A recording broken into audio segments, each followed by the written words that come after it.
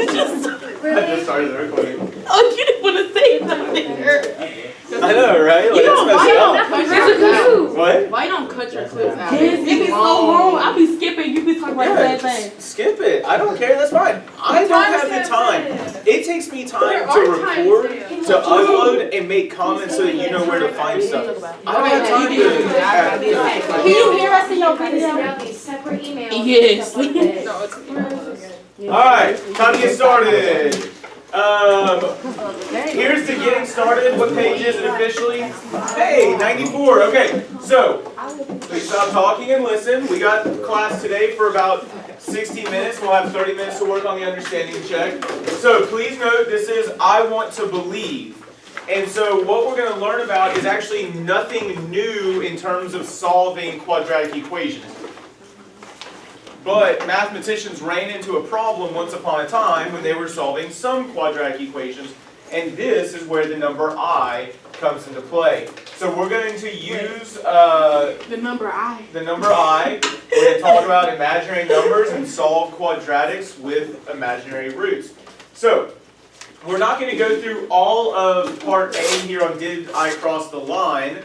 We're just going to go through part of it, and I need you to pay attention to this part. So we're going to focus just on the number of zeros and the x-intercepts of these parabolas. We can find everything else, that's fine. Can you power it on? Come on, man. You gotta turn the TV on. Y'all could just sit closer. Y'all left way. I know, I'm sorry. It must be offensive to have to sit near to your teacher. Why? Because we're black now. Make me think I'm a bad student. I'm just such a mean old teacher. No, it's just like, put us in the front of the class. Please, because I learned more in the front. I ain't gonna lie. Good afternoon, James. I think I got the wrong book. Alright, tap on it and go to screen sharing. We're not sharing anything. Screen sharing.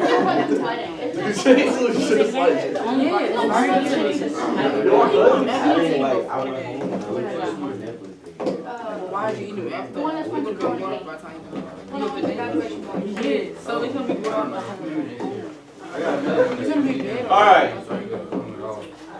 Here we go. James, come on, dude. We're getting into this. Okay, so in 1-94, we need to pay attention to some important ideas with this. First things first, we have this function f of x equals x squared minus 10x plus 25. And when I look at it up there, okay, how many zeros do you see for that first quadratic function? What's another word for a zero? Okay, so the zeros connect to the x-intercepts.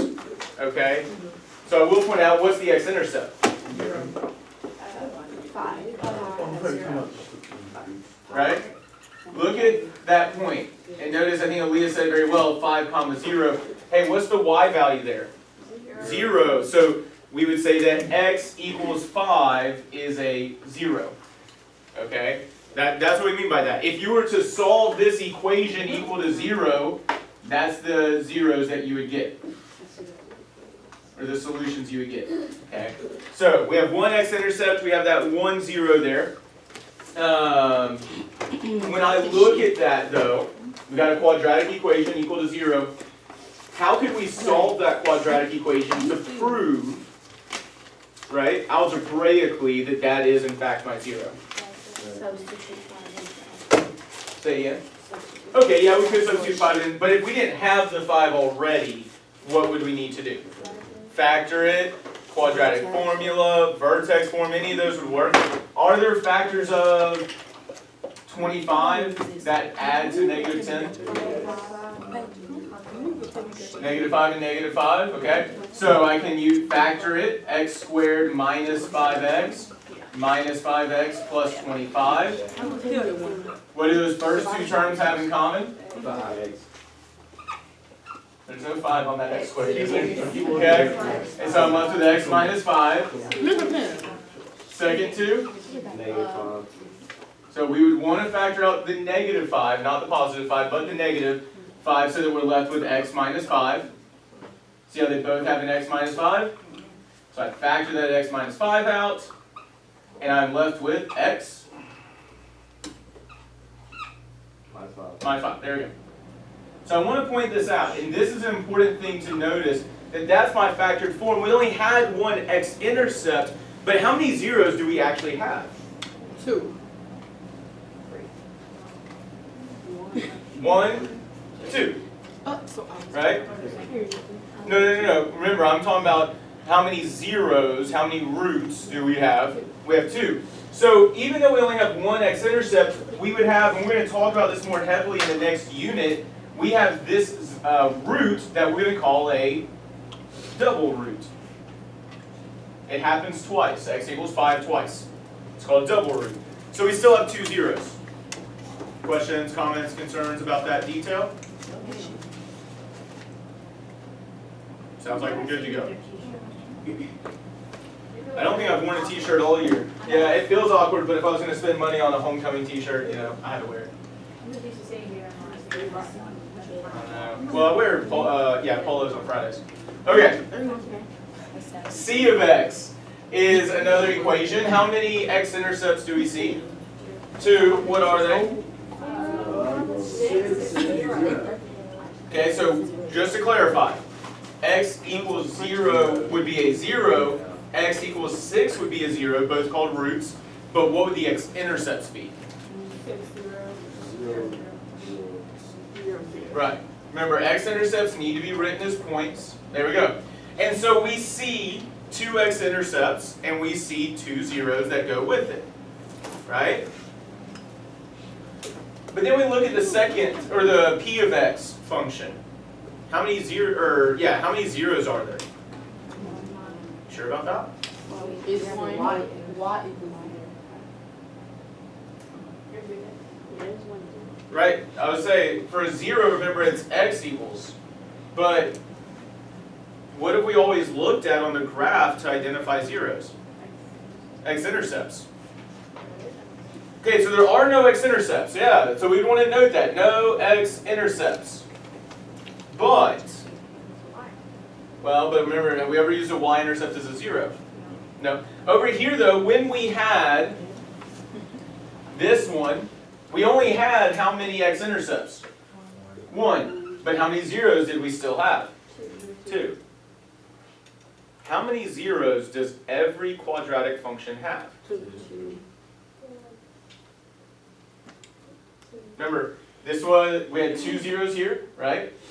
This, even though it only has one x-intercept, it was a double root. Remember how it was x minus 5 times x minus 5? So you call that a double root? It's called a double root because that root shows up twice. And so when we get down here, there are no x-intercepts, but there's still how many zeros, how many roots? 2. There's still going to be 2. And so for the longest time, mathematicians didn't think that there were any roots from a problem like this. But they started to realize that there's a pattern. There's always 2 roots. There's always 2 zeros. So we need to handle something like this. Okay, so there are no x-intercepts, but there are 2 zeros, also called roots. All right? No. Some of the stuff we do right here will help on the understanding check, but the understanding check is simply solving quadratic equations. That's it. Okay? All right. That's what we're about to get into. Yep.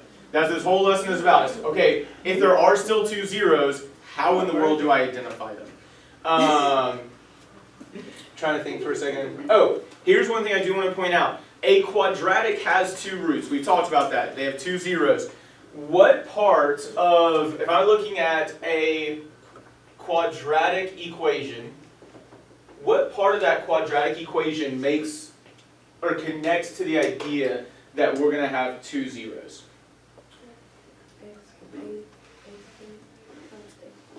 So like just this first part right here? If that's true, right, you're saying it's the x squared is what's defining I have 2 zeros. What if I have a cubic like this? How many zeros do you think I would have for this equation? How many? 3. 3 maybe?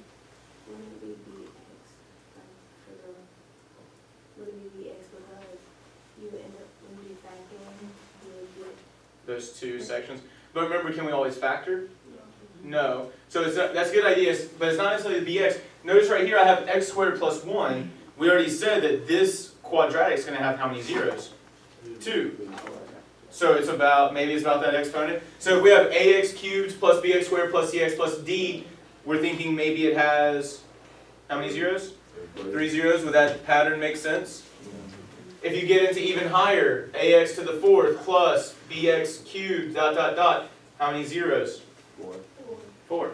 Math is the study of patterns and relationships. And what we're going to find out over the next couple of units, not in this lesson, but over the next couple of units, that the power, right, the highest power, the order of the polynomial, tells us how many zeros there's going to be every time. Okay? And so we'll get into that. But there are 2 zeros here. We need to ask that question. Okay, so how do I find my 2 zeros in a case like this? Apparently I need to, there we go. And so this is activity 6.1. This is where it's going to start. So this is that same exact function again. Y equals, or p of x equals x squared plus 1.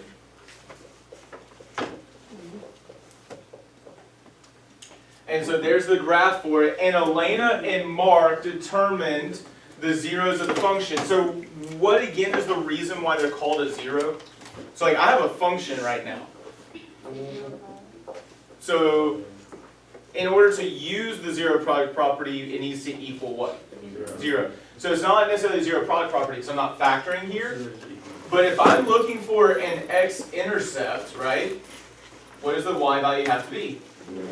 So to find a 0, I substitute 0 in for y, and then I solve that equation. And so we see Elena's work here that x squared plus 1 is equal to 0, x squared is equal to negative 1, so x must be plus or minus the square root of negative 1. Mark, on the other hand, got to the same second step, but after that, when he figured out what x was, he said plus or minus 1. And number 1 is telling us that Mark did something wrong. I want you, and then it says use the graph to justify your answer. I want you to talk within your small groups for 60 to 90 seconds. Try to come up with a prediction about what did Mark do wrong. You don't have to have the right answer, but I want you thinking before we have a whole class discussion about it. George, why are you still in that group? What you mean? You're supposed to be in this group. They got 3. This is your group. Why are you going to abandon Lexi like that? I didn't. She's so close with Lex. Oh my God. But Aaliyah. She loves Aaliyah. They need to spend time with each other. They're still, you can be a part of that group. Come on. Come on, But then that makes them Jordan. uneven. You're making them uneven. Come on, just for a day. No. I never We're getting new groups on Tuesday. You might get lucky. Come on. Come on. I can't feel it. Come right back with it. Literally, I was sitting right there, back here. Now, what you look But so how did you get a plus or minus 1 then? No, Vanny was with me. No, tonight, the first Take it. Okay, so I want you to look at the graph though. How do we know that Mark is wrong? No, I'm not. So how do we know Mark is wrong based on the graph? Based on the graph. Okay, y'all. And I'll say this, you have to done a square root, you can have plus or minus, right? So how do we know? He might it's actually based on say that? that. That's something to think about, Luke. I'm not gonna No, you can't say this another joke. What in the graph tells us he was wrong? Joe, come up with any ideas? Vertex? I said, you can simplify the square or take the square root of the word. Well, I mean, that's, remember, he's trying to find zeros. How does that graph tell him he did something wrong? Why is that a problem? So you don't. Well, nothing on the x axis. Okay, that's what we need to be clear with our language on. Thank you. Thank you. Thank you. All right, so let's talk about it. So I heard a lot of us, and I'll go ahead and just cover this. A lot of us were saying, hey, Mark didn't take a square root. Now, here's the thing, though. what did he have to do to get the plus or minus? You did have square root. He had to take a square root. I can't remember if it was Amari or McKinsey though. I think it was Amari said he didn't take the square root of the what? Of the negative. If I take the square root of 1, I will get that plus or minus 1 in there, so that may be where it came from. But the more important question is, looking at that graph, how do we know, and so raise your hand if you want to share your ideas, and I'll allow people to add on to or push back on. How do we know, looking at the graph, that Mark is incorrect? Okay, so I'll let Grace Ann talk. It says that x equals plus or minus 1, which is mean you would have to follow the x-axis on plus or minus 1 axis. Axis. Nothing on the Okay. x-axis. So there's nothing on the x-axis. Can anybody add on to or maybe push back on some of that language? I'm not saying anything's wrong, but does anybody want to before I jump in on the conversation? Okay, so I think, I'm going to paraphrase. Tell me if I'm doing anything wrong. It sounded like Grace Ann was saying that Mark is incorrect because it's not on the x-axis. So, what was the other thing you said after that?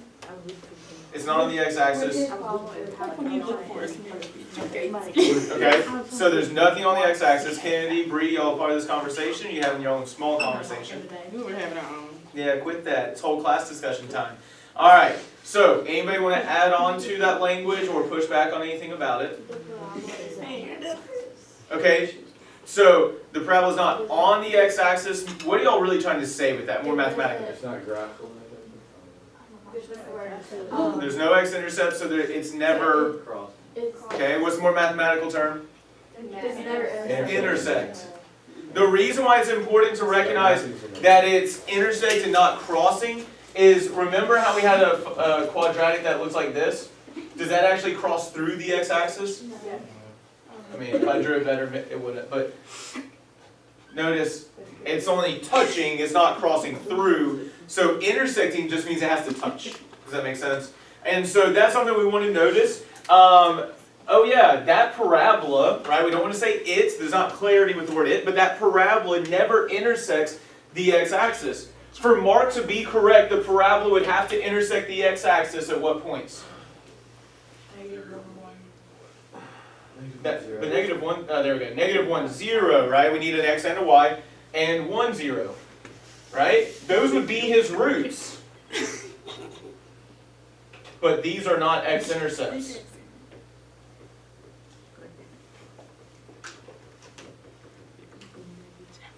For p of x equals x squared plus 1. That's how we know he's wrong. He is saying, hey, we have these x-intercepts at negative 1, 0 and 1, 0, but that's not true based on that graph. There are no x-intercepts. Yes, ma'am? We said the same thing you said. It said we didn't use all those big words. All those fancy terminology we didn't do things. Okay, so what did you say? Here's the thing, and I need you to understand. I know that we may not be at that level of language yet, but we need to build up our language to be accurate, because if you're not using proper vocabulary, then you could be miscommunicating ideas or misunderstanding. The language of it does matter. I'm not just trying to use fancy language to use fancy language. It's because there's accuracy and precision with those terms. Maybe we need some vocabulary. Print it out. Definition and all. For our studying purposes. It's in the book. For the most part. Stop being so lazy. Mr. Kinney, I don't want to work. Well, too bad. Learning is work. All right. Where is the remote? Thank you. No. Found it. It's okay. Oh, I'm not done though. How much did it hit it? So, consider Elena's solution. Does the solution fall within the real number system? And so what we're trying to say with the idea of falling within the real number system is, what are the real numbers? What she said?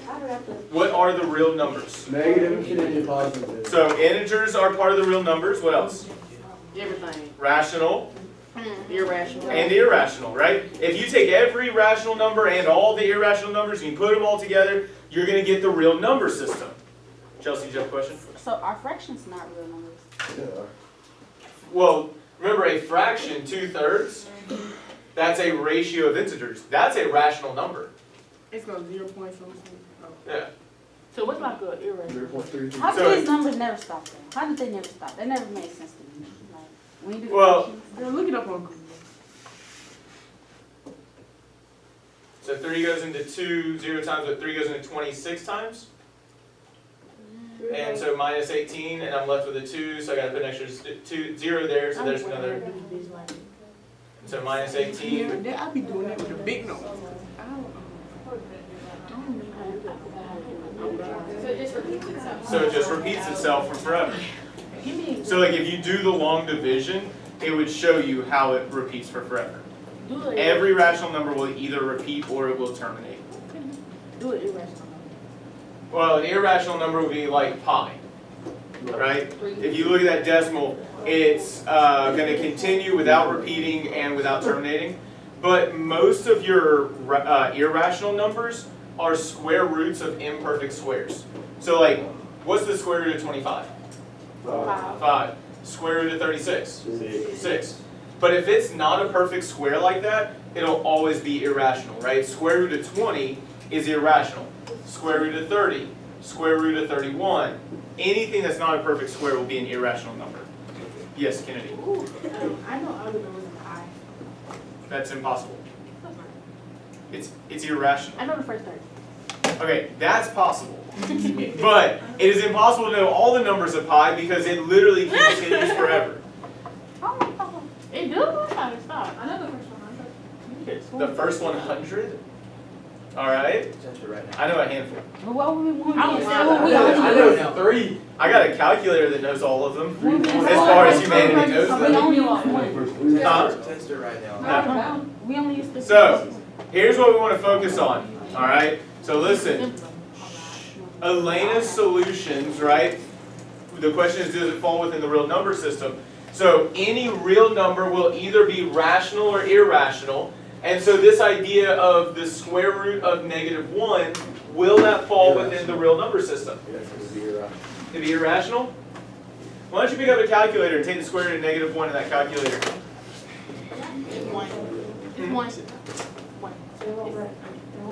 It won't let you. It says error. What does it say? Non-real calculation. Oh, a non-real calculation. So it's in the real number system.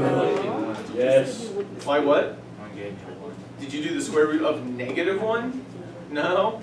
Okay, so does that solution fall within the real number system? So are all negative numbers like that? All square roots of negative. So, and here's the reason why. Let's talk about this, and this is what the next page is about. What does it mean to take a square root? If I were to ask you, what's the square root of 4, what would you tell me? Okay, why is the square root of 4 2? Because it's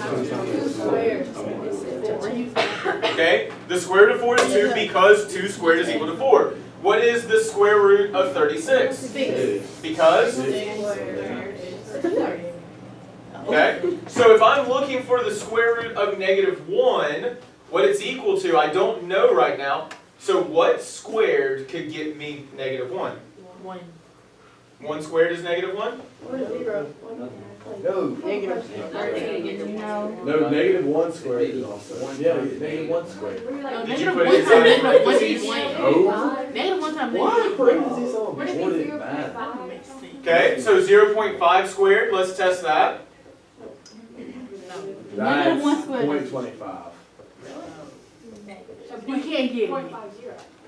You can't, because it has to be 1 times the We negative. can't get it. Well, if you don't use the. Remember, hey listen, I think Cole hit on something important here. Hit on. In order to have a negative, you have to multiply what kinds of numbers? A positive and a negative. But if you're doing something squared, are you going to have a positive times a negative? Ooh. No, it's either going to be a positive times a positive or a negative times a negative. It's gonna be positive. So you can't get that. So we can't get the square root of -1. Okay? So what we want to add in to make sure you have this, the idea is nothing squared. Let me clarify. No real number squared. Because that's all you know so far. No real number squared equals -1. So we can't. Oh, so square root of -1 is not the real number system. Oh my God, you stop. Put your mask on.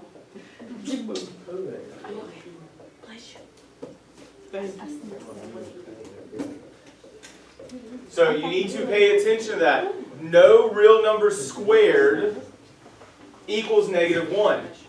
Because if you square a positive, you get a positive. If you square a negative, you get a positive. Remember, if you square a negative, it's a negative times a negative, so it'll be a positive. Really quickly, I do want to, actually, wait a second.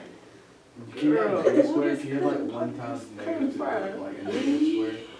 Yeah, -1 squared. No, square minus 2. Oh, yes. But that wouldn't be, so what that What means. does that do? So, these are good questions. Let's say I have 2 squared. What is that? Okay, but why is it 4? It's 2 times 2. it's repeated. So 2 to the first is 2. Okay, one thing I will point out is this. Hold on one second. We all understand that a positive exponent is repeated multiplication, Yes. right? But then what is that being multiplied by? The 1. It's starting at a 1 and multiplying by 2. When we say 2 squared, we're still starting at a 1 and multiplying by 2 2's. 2 to the third is 1 times. 2 times 2. So then what is 2 to the 0? 0 times 2. No, 1 times 0 times. No, just God. 1. What? Oh. Pause and That's how listen. you stress us We're out. still starting with the number 1, right? Yeah. But how many 2's am I multiplying? Oh, 0. I'm not, 1. so I'm not multiplying by a 2. I'm not multiplying by 0. I'm just not multiplying by I get it. I 2. see it. Yep. So then 2 to the -1. It'd be negative 1. No. I'm still going to start at 1 and divide by 1. 2 to the -2. I got you, Chelsea. Hold on one second. It'd be 1 divided by. All a negative exponent does is tell you to divide or take the reciprocal. Yes, Chelsea. I was just about to ask why I did it. If I put 2 to the exponent of 0 in there. In the calculator, would I get 1? But I didn't. But you did or did not? I did. I got it. Okay. So, that's what a negative exponent does. So a positive exponent is repeated multiplication. A negative exponent is repeated division. That's exactly it. That's a good question. All right, that is not tying into what we're studying right now, so I'm about to move on. The one thing I wanted to address is what Grace Ann was talking about a second ago. When she was thinking 0.5 squared, that's what a lot of people do think. But I do want to point this out. Fractions are way better when multiplying and dividing. I would assume no one knew 0.5 squared off the top of their head. Is that a fair assumption? Yes. Yes. But what is 0.5 as a fraction? 1/2. And if I square something like that, it just means to multiply by itself. So 1 over?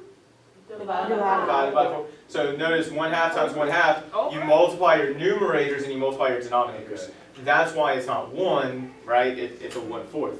Same thing if it had been -1/2. It'd be -1/2 times -1/2 is 1/4. Okay. All of that to get us to this part here. So, the last 30 minutes. How many questions is it? 3. 7. What'd you say? There's 3 questions. Understanding check. Quadratic. Pause. Up here. So, in order to calculate the square of any real number, there must be some way to calculate the square root of a negative number. So what that's saying is this. Again, we talked about real numbers. Aaliyah, Logan, you awake over there? Okay, so the real numbers we said are rational and irrational, right? Which means it's both positives and negatives. So to be able to calculate the square of any real number, that meaning if I square something of any real number, I should be able to get a negative, right? That means I should be able to take the square root of a negative number. Have you ever taken the square root of a negative? Nope. And you've already gotten today that it is a non-real result. Yep. So, there must be, and this is what happened in mathematics. Hear me clearly on this, because this is a major misunderstanding for a lot of people, okay? The longest time, or for a while, mathematicians got to this point and said, that cannot possibly be true. But then they kept coming back to this idea of, well, if it's a quadratic, I know it has how many zeros? 2. Every time it's a quadratic, it has to have 2 zeros. It has to have 2 roots. So even though they thought, man, this cannot exist as is, there's nothing real that can do this, then it has to be not real, but imaginary, meaning it's not really going to exist. Yes, Aaliyah? What if they were right about that God's not having any, like, there was being one, not even real? They were wrong about the whole thing. But they weren't, is what we discovered. I'm just saying, I'm just missing. I know. But, well, the reason why I say all this and what I want to bring up is, the term imaginary number is a huge misnomer, meaning it's not an accurate way to talk about it. What math is a study of patterns and relationships, and so when we run into things, we name them, okay? And we develop a language for them. But I will go ahead and tell you this right here and right now. If the imaginary number system did not exist, your life would be very, very sad. Everything that runs on electronics is applying the real number system. Every single thing. Like Wi-Fi. So, actually, let me clarify that. Anything that uses electricity runs on the real number system. Okay? So, you would not have cell phones, you would not have headphones, you would not have calculators, you would not have laptops, you would not have lights. Teslas, right? My major point is just this, okay? We're not going to get into how the imaginary number system is used there, but the imaginary number system is very real and very alive, and so it's something that we would have to build the foundations of, and still there's patterns and relationships there. So the imaginary number system is a quote-unquote real number system in the real world, but it is called the imaginary number system. We had to put a name to it. And so because they at first thought it didn't exist, they called it imaginary. That's my spiel on that. But what happened again though was mathematicians are like, well, I need a way to handle this idea that something squared is giving me a negative. And so they defined, for this reason, mathematicians defined what is called the number I. The number I is a number such that I squared is equal to -1 and is called the imaginary identity. So hear me clearly on that. They defined I squared as -1. I need a number squared that gives me a negative. So they defined I squared equals -1. That's what they did. Yeah, I guess you can think about it like that. I always do it like that so it doesn't get lost as some other symbol. Okay? You said, does I stand for infinity? No. What? Anybody have a guess where I is coming from? Imaginary. Imaginary. You need to go back No, to those. you need to look at that book right there. Which one? Any page, it's in there. It's right No, here. I am. Okay, so the I is for imaginary. I's up here on this note. So here's the question, all right? And this is what number 3 is about. If I squared is equal to -1, then what is the value of I? So here's something I want you to think about. I'm not going to tell you the answer right away. I want you to think about it in your small groups. But, right, if 2 squared is equal to 4, then, oh man, I don't want to give this away. Let me clarify this. If x squared is equal to 4, then what is x? 2. If x squared is equal to 25, 5. then x is equal to 5. So if I squared is equal to -1, talk about it within your small groups. What is I equal to? 60 seconds, talk about that within your small group. I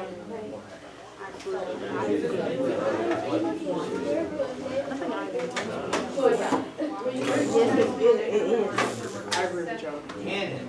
Well, it's Oh, that's mine. Yeah, That's not.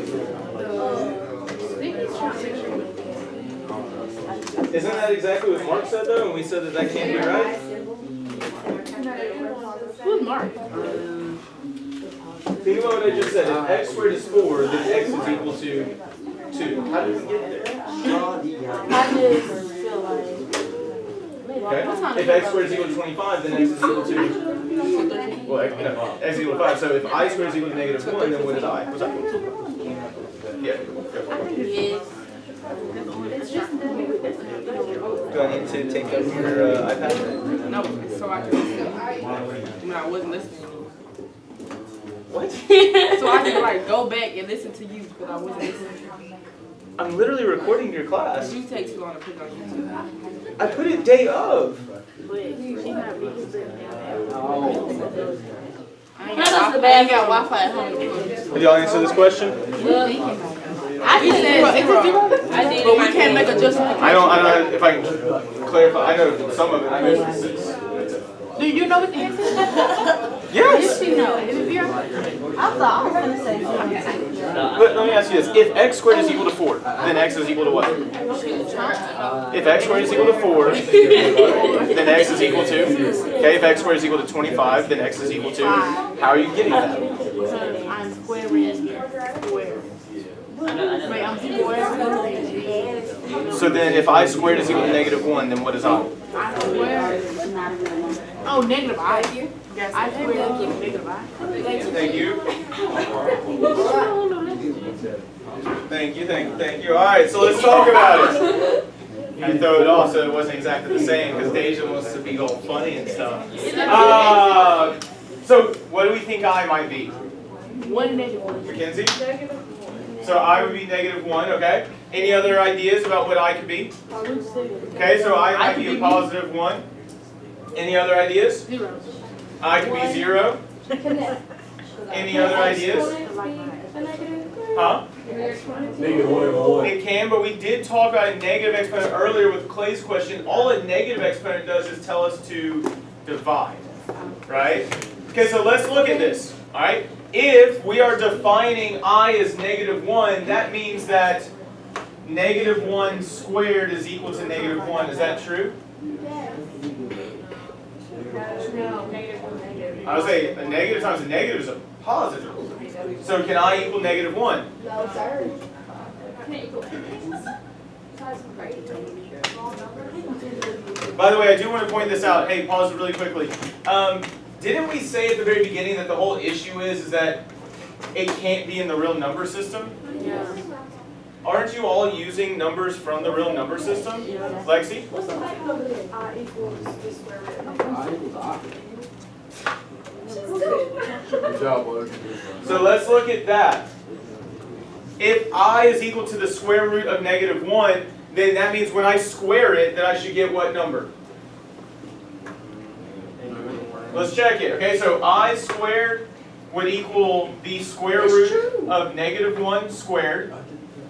What happened? What's the relationship between a square root and a square? They're squares.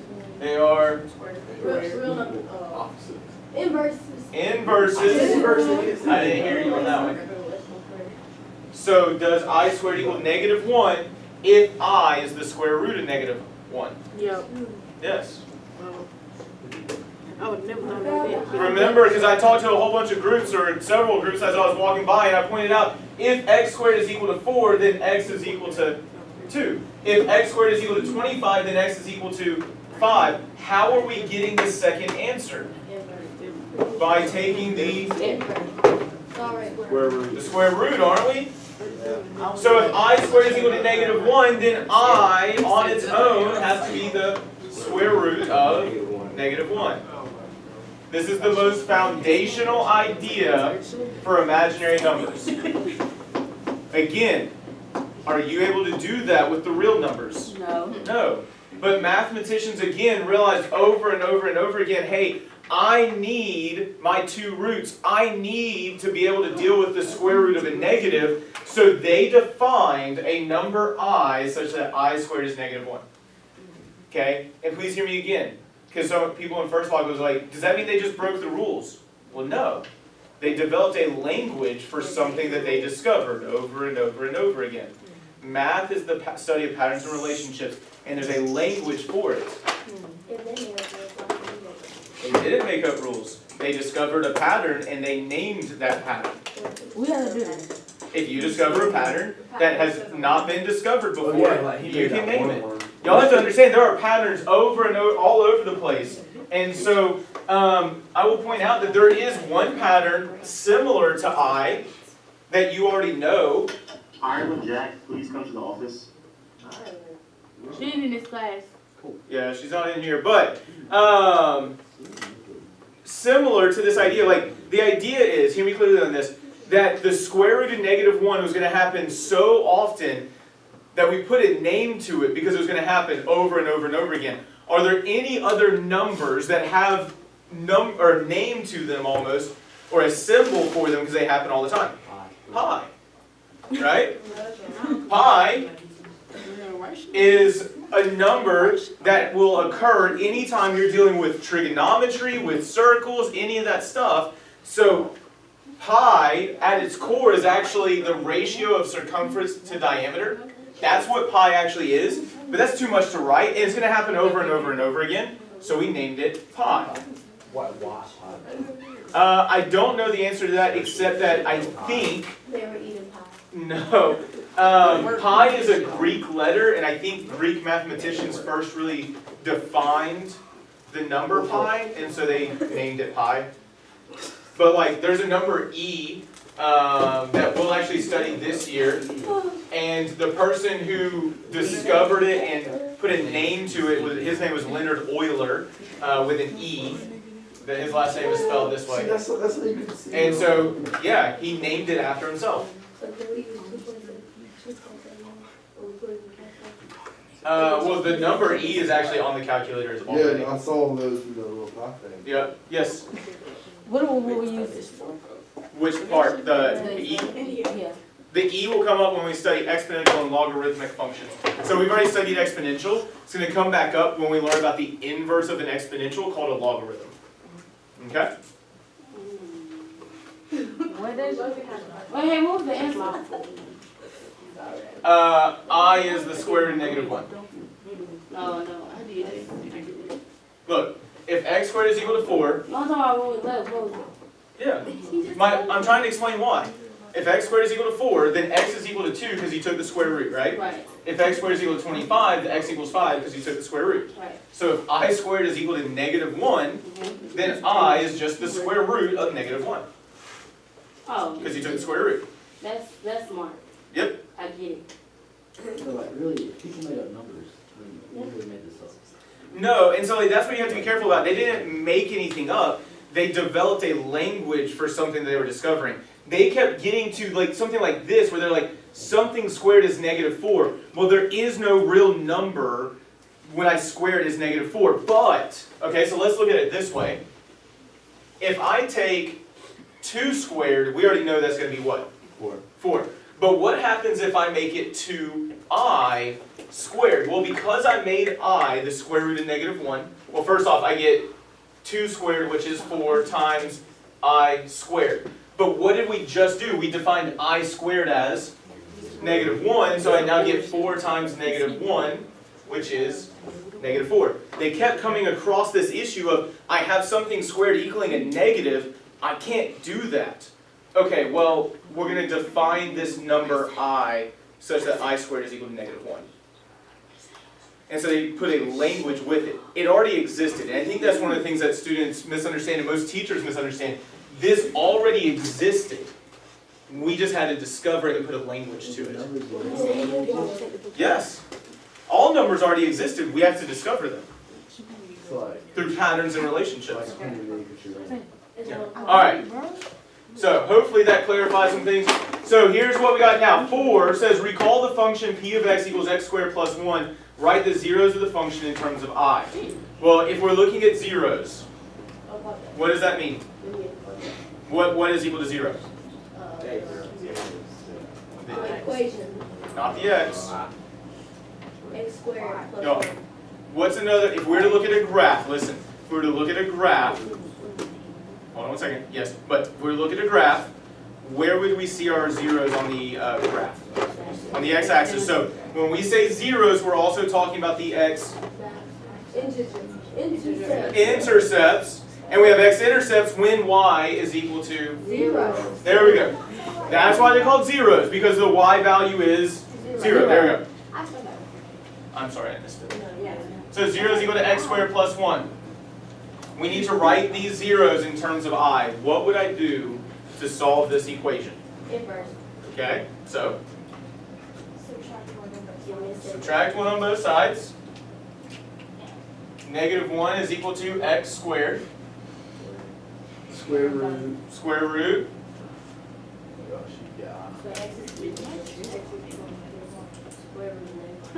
Square root of negative 1, but what is the square root? Ooh, say that again. Plus or minus. I'm glad someone remembered plus or minus. When you take that square root, you need that plus or minus. So plus or minus. But what? How do we just define the square root of negative 1? I. So you don't. Now be careful. I is not 1. No, but do you know? I know. I is always the square root of negative 1. That's how we defined what the number I is. Okay? And so please note this detail in the book as well. The number I is similar to the number pi. Even though they are both numbers, each is special enough that it gets its very own symbol. Okay? So we got 9 to 10 more minutes. Look, if you want us to explain it, I originally planned for 20 minutes. I'm Okay, never mind, confused. never mind. It's 3 questions. It's 10 minutes a question. Thank you. Thank you. Why would you? I already thought about it. All right. So here we are at number 5. Here we are at number 5. Number 5 says functions and equations. Function that have solutions requiring I have imaginary zeros or imaginary roots.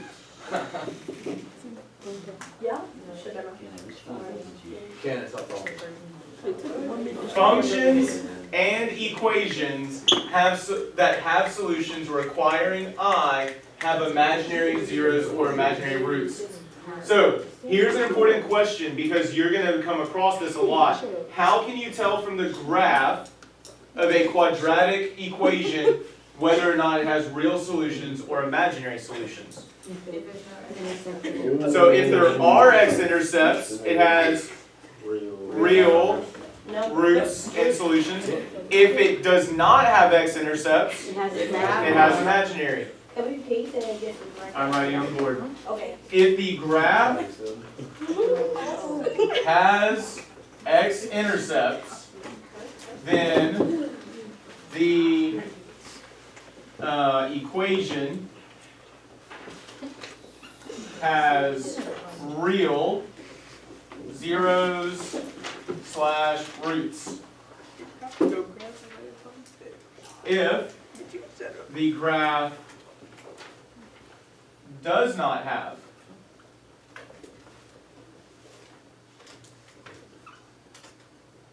then the equation has what kind of zeros and roots? Imaginary.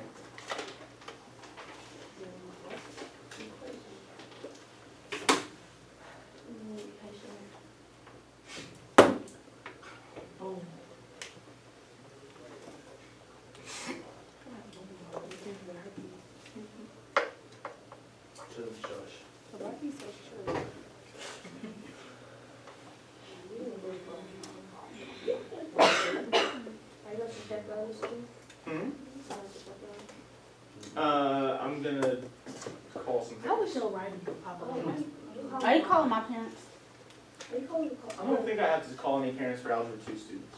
Do you call for like bad behavior? Just if I'm concerned in any way. And you're Are you concerned about me? Yes. No. Not in math. Not anymore. But other ways. What about me, Mr. King? What does that mean, Mr. Ken? Man, I'm a little concerned. Mr. King. About me? Yeah. You love my whole life. But what about You're me? just not always the most engaged. Mr. King. Because I told you what I did. You be sleeping. Kennedy. You should put so smart TV up here, so then you can write on the smart TV and it can pop up over here. Like Mr. Dalton does. Okay, but that's not, I don't have that connected to that. I have my laptop connected to that. Is that your own Well, you personal should write on laptop? your How'd you get laptop. laptop? I don't. I have it plugged into the internet with an Ethernet cable. Well, you should Oh, Leah? connect to that. My mom's on her way to check, yeah. So, do you think you can determine the imaginary solutions by examining the graph? Number 6, do you think you can determine the imaginary solutions by examining the graph? Because I read a book and it told me you can't. Okay. That's a good reason. You read a book and it told you. But what's the reason? You can't. Don't say can't. Anybody have any? What? Okay, so it's imaginary, so it's not there, kind of ish. If you look at the answer to number 5, you can actually see the reason why you cannot determine the imaginary solutions by examining the graph. Because it doesn't have to. Oh, that's right. We always found our zeros and roots on the graphs by looking at the x-intercepts, and we don't have x-intercepts. What? Craziness. It's like you made the book. No, it's not like I made the book. It's like I learned math just like they are teaching it. All right, so we would want to note under number 6. Because We cannot determine imaginary roots / zeros from the graph Well, it's like you got no sense. because we don't have, well, how do we see roots on the graph? We don't have x-intercepts. Which is how we see roots.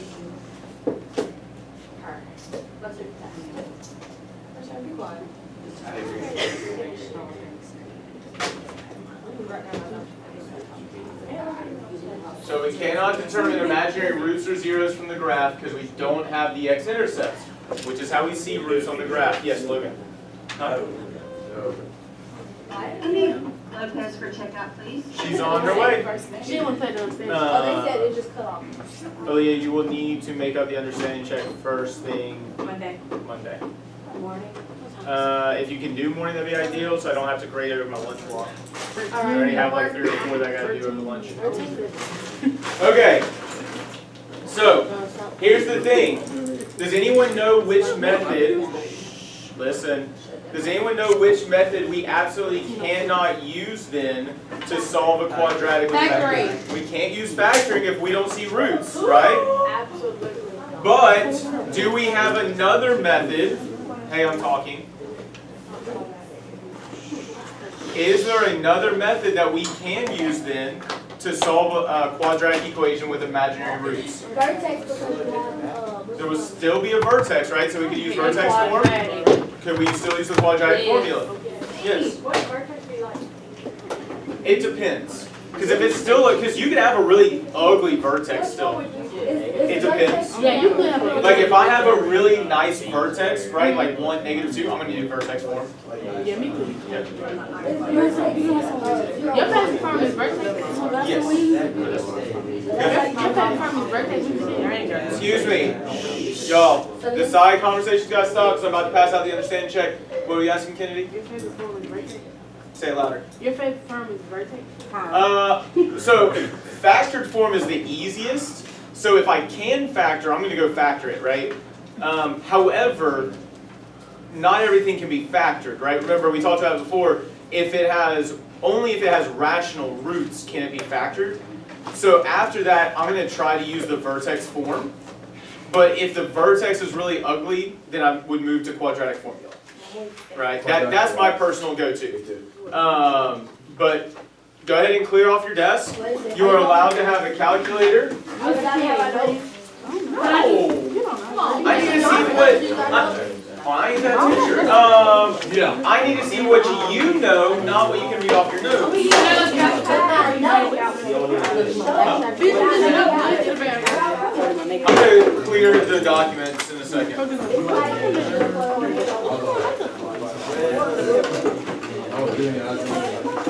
Are you trying to oh, we gotta do that thing, we gotta do that. Was it hard, Alex? Jordan, go back to your. Can I ask me?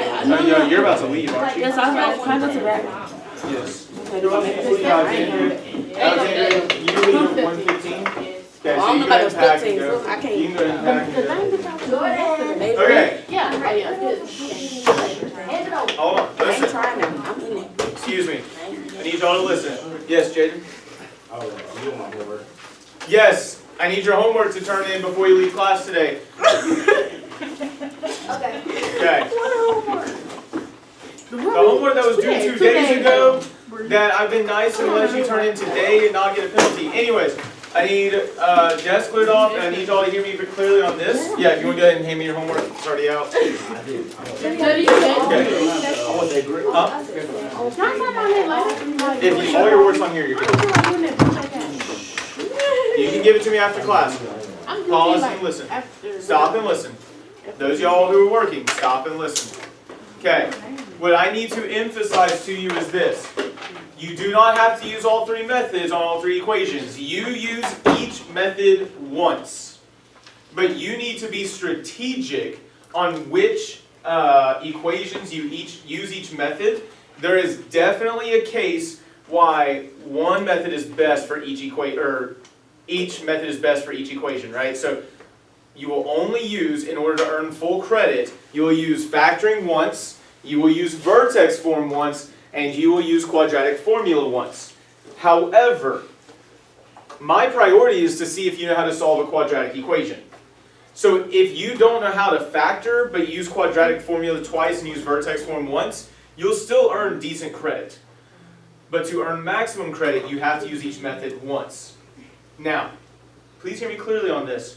If for some reason you use the quadratic formula on the one that's easy to factor, well then you're going to have a tough time factoring one of the other two. Be quick. So if I were you, I would strategically identify which method you're going to use for each of those three before I solve a single thing. Intentionally and strategically decide which form you're going to use or method you're going to use on each equation before you start to solve a single thing. Questions, comments, concerns about that instruction? Hopefully that helps. You got 30 minutes. Let's get to work. No, she went to get something from Jordan. Okay. Turn this over.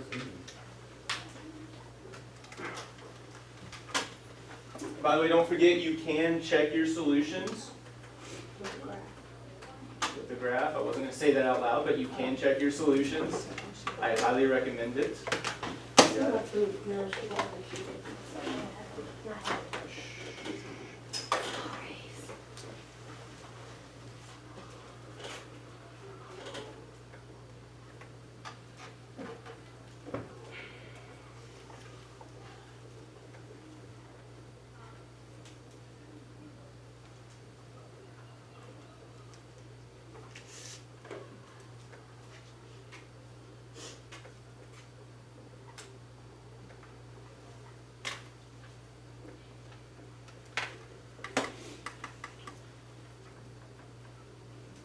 Really quickly, just so you know, I'm about to clear the calculators of everything, so just wait a second until it clears. Just kidding. I don't have anything. You're good. Never mind. Ignore this.